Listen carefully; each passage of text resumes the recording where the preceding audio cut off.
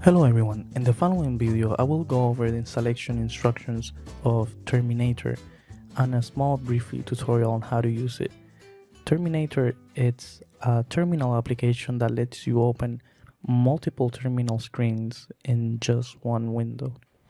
In order to install this application, we will go over to our browser and we will type Terminator terminal.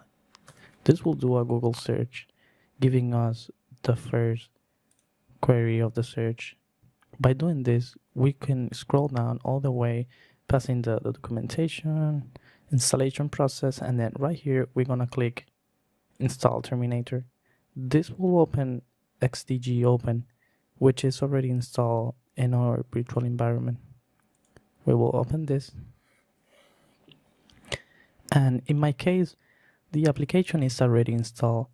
All you have to do is click install, and after a couple of seconds you should be ready to use it. Once your application is installed, you can go to search computer and then you type Terminator, and this will show you the actual application. You can drag this application to your taskbar, and this will create a shortcut so that in the future you can use it. Once your application is installed, by opening it, it will give you one terminal screen that can be resized, and then by clicking anywhere in the screen, you can split it horizontally or vertically. For example, you could do this,